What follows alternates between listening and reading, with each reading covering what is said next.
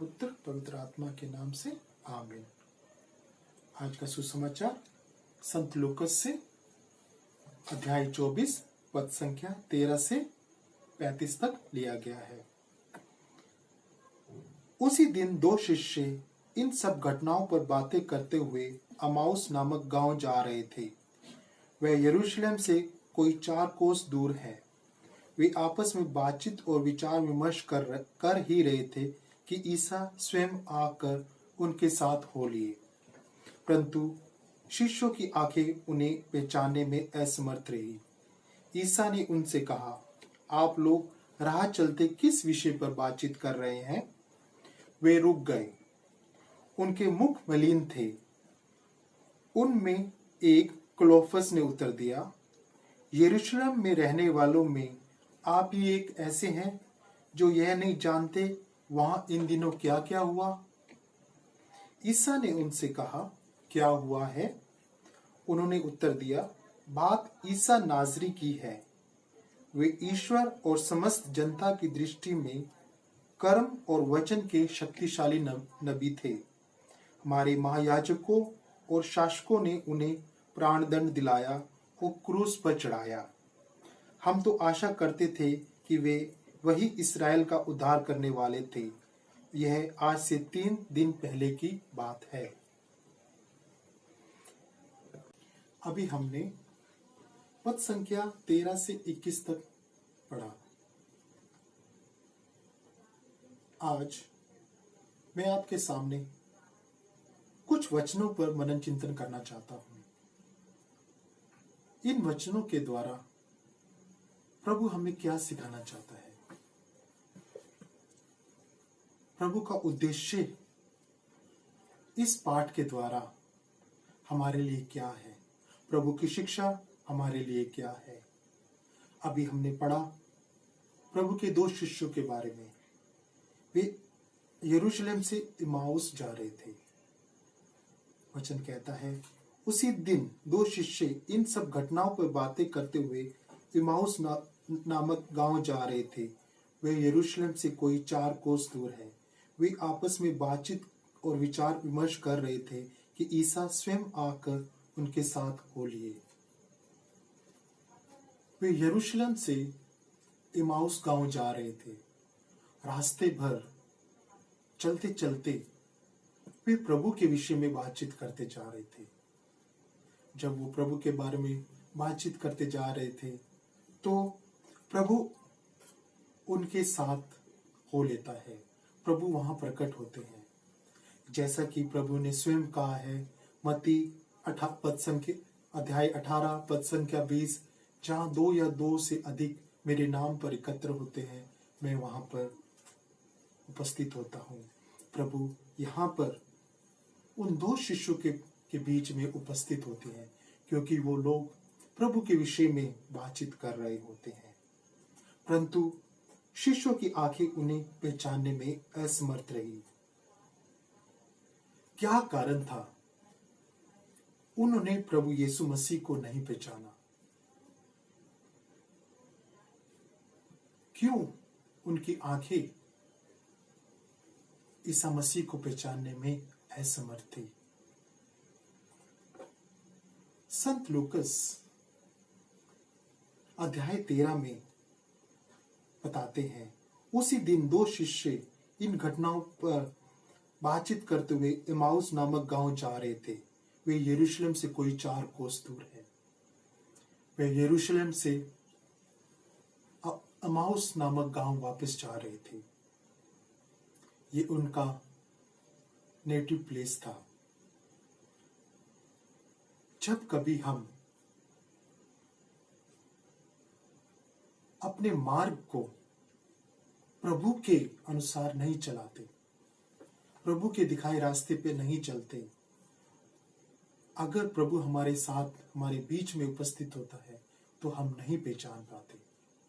उसी प्रकार हमारे प्रभु यीशु मसीह ने अपने शिष्यों को कहा था, तुम तब तक यरूशलेम में रहना जब तक पवित्र आत्मा तुम्हारे पर उतर ना आए। परंतु यीशु मसीह के शिष्य प्रभु की मृत्यु के बाद निराश हो गए थे। वो प्रभु यीशु मसीह को एक नबी के रूप में और एक यरूशलेम के इस्राएल के राजा के रूप में देखते थे। प्रभु की मृत्यु के बाद उनके मन में निराशा थी, वे उदास थे। उनके अंदर डर था कि कहीं यहूदी धर्मगुरु और रोमन सैनिक उन्हें पकड़ के उन्हें मार ना डाले। वो निराश हो चुके थे। इसी निराशा में वो वापस अपने मार्ग पे चल पड़ते हैं।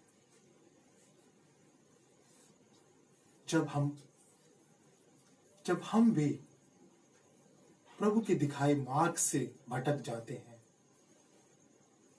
या हमारा रास्ता अंधकार की तरफ चला जाता है, हम प्रभु की शिक्षा पे नहीं परंतु गलत रास्तों पे चलते हैं, तो हम प्रभु की शिक्षा को पहचानने में असमर्थ हो जाते हैं। यही कारण था कि वो प्रभु को नहीं पहचानते, क्योंकि उन्होंने अपना रास्ता बदल दिया था। वो अपने पुराने रास्ते पर, पुराने मार्ग पर, पुराने दिनचर्या की तरफ बढ़ रहे थे और प्रभु उन्हें दिखाई देते हैं।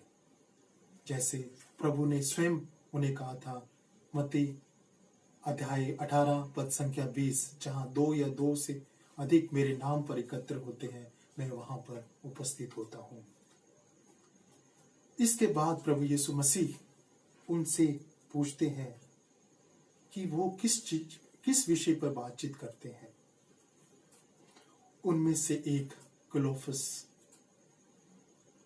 प्रभु को बोलता है, उन सब घटनाओं के बारे में बताता है जो यरूशलेम में घटित हुई थी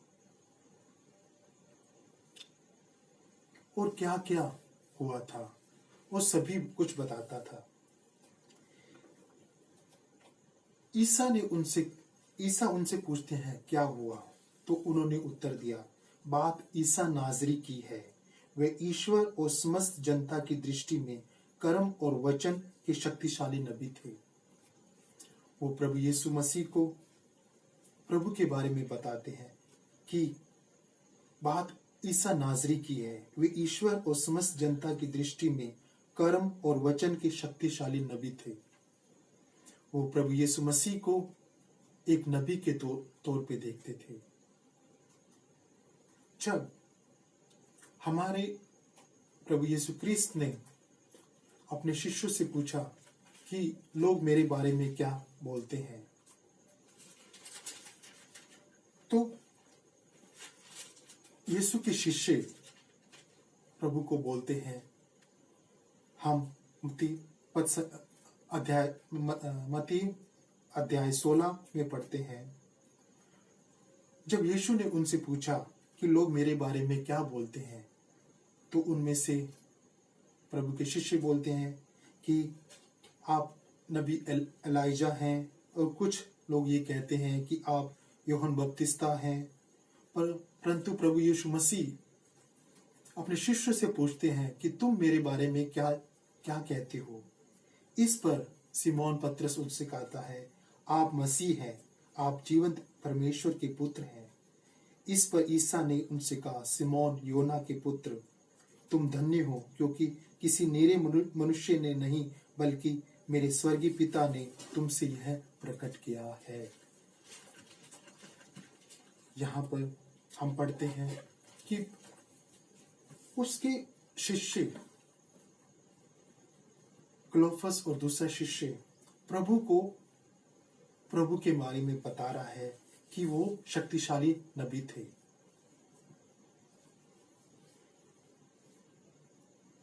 कुछ दिन पहले सिमोन पतरस प्रभु को बोलता है कि आप जीवंत ईश्वर के पुत्र हैं, और यहां पे प्रभु के शिष्य प्रभु को बोलते हैं कि आप वह शक्तिशाली नबी थे। वो प्रभु को पहचानने में असमर्थ थे, क्योंकि प्रभु यीशु मसीह इस दुनिया में आया परमेश्वर का राज्य स्थापित करने के लिए। वो ईश्वर का पुत्र था, परंतु वो उसे अपना संसारिक राजा के रूप में देखते थे। वो उसे एक नबी के रूप में देखते थे, ना कि ईश्वर के पुत्र के रूप में। और वो लोग प्रभु यीशु मसीह को बताते हैं कि महायाजकों और शासकों ने प्राण दंड दिलाया और क्रूस पर चढ़ाया। प्रभु को बताते हैं, हम तो आशा करते थे कि वही इस्राएल का उद्धार करने वाले थे। हम तो आशा करते थे वही इस्राएल का उद्धार करने वाले थे। जब यीशु मसीह का जन्म होता है, प्रभु के स्वर्गदूतों ने चरवाहों को संदेश सुनाया था कि आज तुम्हारे लिए एक उद्धारकर्ता पैदा हुआ है। वही आशा प्रभु के शिष्यों को भी थी कि यही इस्राएल का उद्धार करेगा, यही इस्राएल का शासक होगा। वो प्रभु को संसारिक राजा के रूप में देख रहे थे, परंतु हमारा प्रभु यीशु मसीह इस दुनिया में आया संसारिक राजा के रूप में नहीं, परंतु उसका राज्य स्वर्गिक था। वह स्वर्ग का राज्य स्थापित करने इस दुनिया में आया था। और इसके बाद वो प्रभु को बताते हैं कि किस प्रकार कुछ स्त्रियों ने कब्र पे जाकर उसकी कब्र को खाली देखा, और उन स्त्रियों ने उनको बताया, शिष्य को बताया कि किस प्रकार स्वर्गदूतों ने उनको दर्शन दिया और वह स्वयं भी प्रभु के दर्शन देख पाए। इतना सुनने के बावजूद भी उनके मुख मलिन थे, वो उदास थे, वो प्रभु के पुनरुत्थान को नहीं समझ पाए थे। इसके बाद प्रभु यीशु मसीह उनसे बोलते हैं, निर्बुद्धियों, नबियों ने जो कुछ कहा तुम उस पर विश्वास करने में कितने मनमती हो। यह आवश्यक नहीं था कि मसीह वह सब सहे और इस प्रकार महिमा में प्रवेश करे। तब ईसा ने मूसा से लेकर अन्य सब नबियों का हवाला देते हुए अपने विषय में जो कुछ धर्म ग्रंथ में लिखा है वह सब कुछ उन्हें बताया। प्रभु यीशु मसीह अपने बारे में उन शिष्यों को बताते हैं कि किस प्रकार धर्म ग्रंथ में प्रभु के दुख भोग के बारे में लिखा है। वो उनकी आंखें खोलते हैं। प्रभु यीशु मसीह उन्हें मूसा से और सब नबियों का हवाला देते उन्हें समझाते हैं। हम पढ़ते हैं यशाया नबी की पुस्तक से अध्याय 53 पद संख्या 1 से 12 तक। जो हमने सुना उस पर कौन विश्वास करेगा? किस पर प्रभु का भुजबल प्रकट हुआ? प्रभु का सेवक एक नन्हा पौधा जैसा उसके सम्मुख उगा। वह जड़ के सदृश शुष्क भूमि से फूटा। उसमें ना रूप था और ना आकर्षण कि हम उसे देखते। उसमें सुंदरता भी ना थी कि हम उसकी कामना करते। लोगों ने उससे घृणा की, उन्होंने उसको त्याग दिया। वह दुखी था, केवल पीड़ा से उसकी पहचान थी। उसे देखते ही लोग अपना मुंह फेर लेते थे।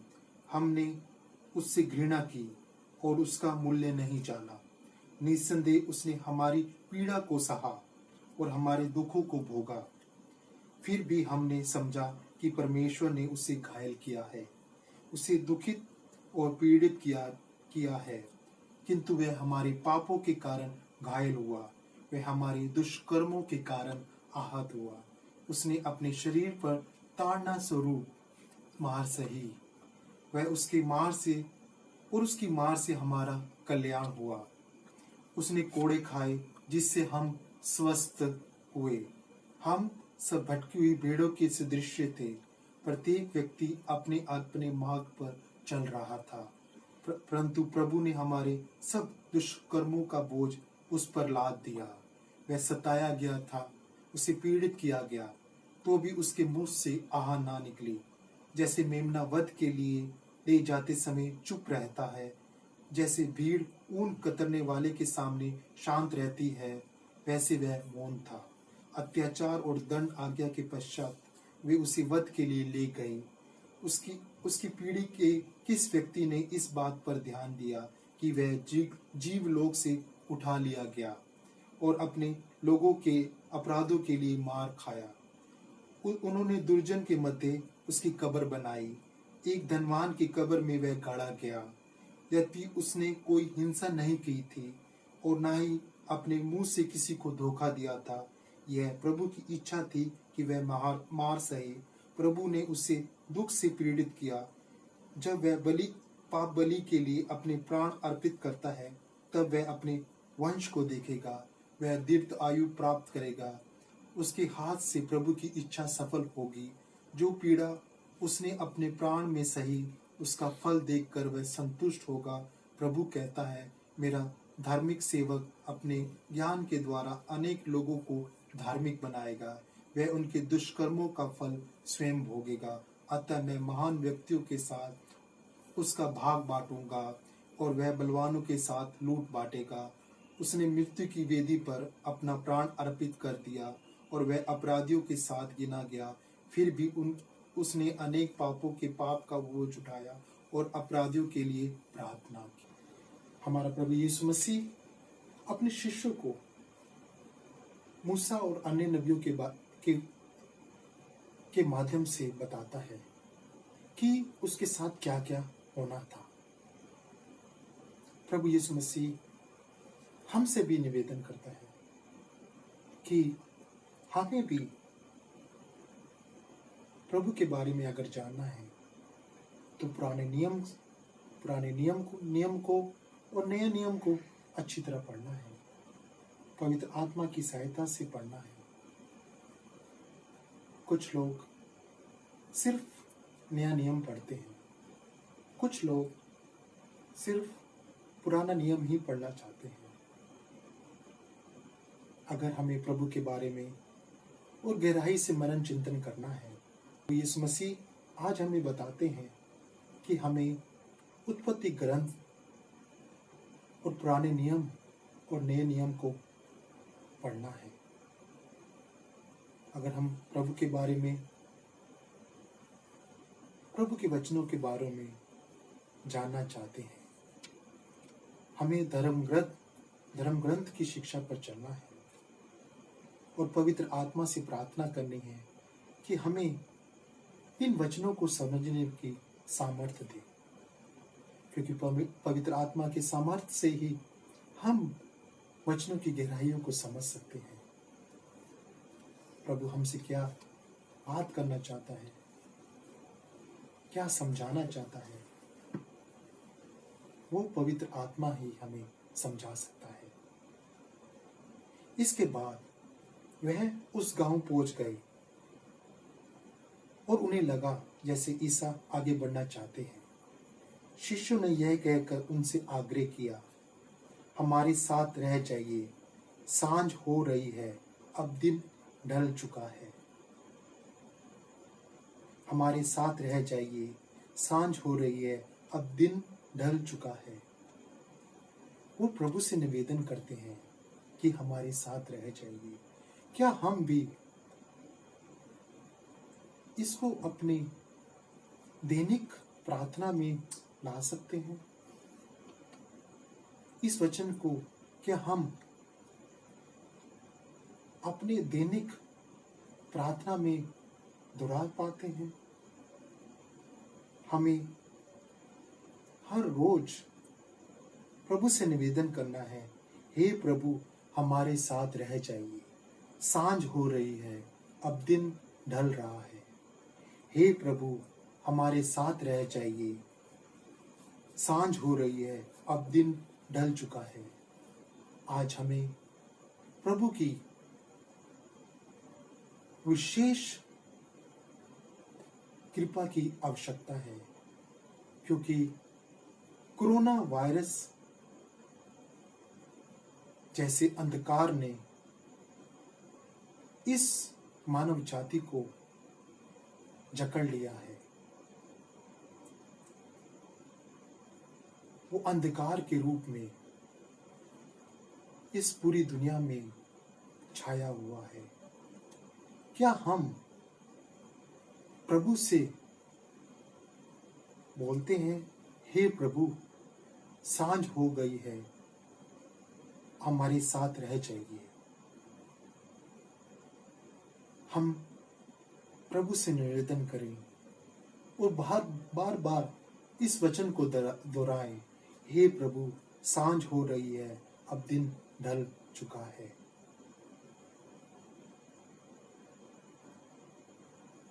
और वह उनके साथ भीतर चले गए यहूदी धर्म परंपरा के अनुसार लोग अपने साथ आए मेहमानों का स्वागत करते थे, उन्हें भोजन परोसते थे। हमने उत्पत्ति ग्रंथ में पढ़ा है, जब अब्राहम को 3 दूत दिखाई पड़ते हैं, वो अपने तंबू के बाहर बैठा था। 3 स्वर्गदूत उसके पास आते हैं, तो वह उन्हें अपने घर में आमंत्रित करता है और उनके लिए भोजन तैयार करता है। उसी तरह जब वही दूत सदोम और गोमोरा में जाते हैं, तो लॉट, जो अब्राहम का भतीजा था, वह भी उन्हें अपने घर में बुलाता है, उनकी सेवा सत्कार करता है। और यहाँ पे उसी परंपरा के अनुसार वो दोनों शिष्य प्रभु को अपने घर में आमंत्रित करते हैं और वे उनके साथ भीतर गए। प्रकाशना ग्रंथ अध्याय 3 पद संख्या 20 में लिखा है, देख, मैं द्वार पर खड़ा खटखटाता हूँ, जो कोई मेरे लिए द्वार खोलता है, मैं उसके साथ भीतर आऊंगा और उसके साथ भोजन करूंगा। यहाँ पर प्रभु उनके साथ भोजन करने के लिए उनके घर जाते हैं, वो उनके घर के भीतर जाते हैं और प्रकाशना ग्रंथ का यह वाक्य यहाँ वो पूरा करते हैं। इसके बाद प्रभु यीशु मसीह उनके साथ भोजन पर बैठते हैं और रोटी तोड़कर उन्हें देते हैं। जब प्रभु यीशु मसीह उन्हें रोटी तोड़कर देते हैं, तो वो प्रभु यीशु मसीह को पहचान जाते हैं और हमारा प्रभु यीशु मसीह वहां से ओझल हो जाता है। इसके बाद वो लोग आपस में बात करते हैं कि हमारा मन कितना व्याकुल हो रहा था जब वो हमें धर्म ग्रंथ के बारे में बताते हैं। उनकी आंखें खुल चुकी थी, जो उनके अंदर उदासीपन था, वो दूर हो चुका था। वह उसी क्षण यरूशलेम को वापस चले जाते हैं। वो इस चीज की चिंता नहीं करते कि रात हो चुकी है। उनकी थकावट, वो अभी 4 कोस पैदल चल के आए थे, अंधेरा हो चुका था, परंतु अब उन्हें उस अंधेरे की चिंता नहीं थी। उनकी थकावट प्रभु को देख के खत्म हो गई थी। वह उसी खुशी को बताने के लिए, प्रभु के शिष्यों को बताने के लिए उसी क्षण, उसी अंधेरे में प्रभु यरूशलेम में उसके शिष्यों के पास चल जाते हैं। अब उन्हें डर नहीं था, अब उनके मुख पे उदासी नहीं थी, परंतु वो उदासी वो एक खुशी में बदल गई थी जब प्रभु यीशु मसीह को उन्होंने देखा, जब प्रभु यीशु मसीह के वचनों को उन्होंने सुना। जब वे यरूशलेम पहुंचते हैं, वो प्रभु के शिष्यों को बताते हैं किस प्रकार उन्होंने प्रभु को देखा है।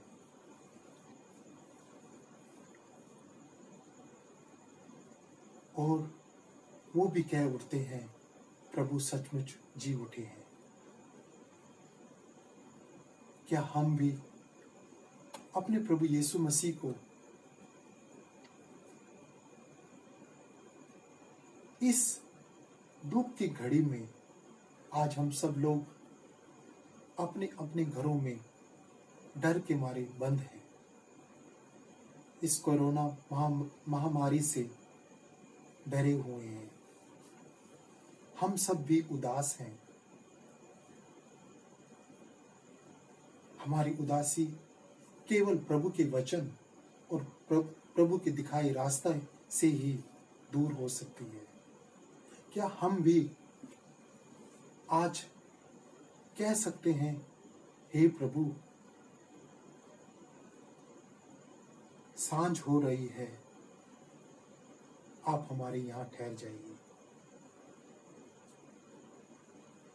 आज हमें अपने प्रभु यीशु मसीह की सबसे ज्यादा जरूरत है। इस अंधकार में, कोरोना वायरस से मुक्ति पाने के लिए हमारे प्रभु यीशु मसीह की हमें सबसे ज्यादा जरूरत है। और निरंतर हमें अपने परमेश्वर से प्रार्थना करनी है, हे प्रभु, जो विपत्ति इस दुनिया में आई हुई है वो केवल आप ही चंगा कर सकते हैं। आपके नाम के द्वारा ही यह विपत्ति इस संसार से दूर हो सकती है, क्योंकि लाखों लोग इस बीमारी से ग्रसित हैं, लाखों लोग का जीवन खराब हो चुका है, लाखों लोग बेघर हो चुके हैं। हे प्रभु, अपनी करुणा हम पर दिखा और इस अंधकार को अपने नाम से दूर कर, इस कोरोना वायरस को अपने नाम से दूर कर और पूरी दुनिया में एक बार फिर अपने नाम की महिमा प्रकट कर। आइए हम प्रार्थना करें। हे पिता हमारे, तू जो स्वर्ग में है, तेरा नाम पवित्र किया जाए, तेरा राज्य आवे, तेरी इच्छा जैसे स्वर्ग में है वैसे पृथ्वी पर भी पूरी हो। हमारा प्रतिदिन का आहार आज हमें दे और हमारे अपराध हमें क्षमा कर, जैसे हम भी अपने अपराधियों को क्षमा करते हैं, और हमें परीक्षा में न डाल परंतु बुराई से बचा। आमीन। कृपा करो, प्रभु तेरे साथ है, धन्य तू स्त्रियों में और धन्य तेरे गर्भ का फल यीशु। ऐ संत मरिया, परमेश्वर की माँ, प्रार्थना कर हम पापियों के लिए अब और हमारे मरने के समय।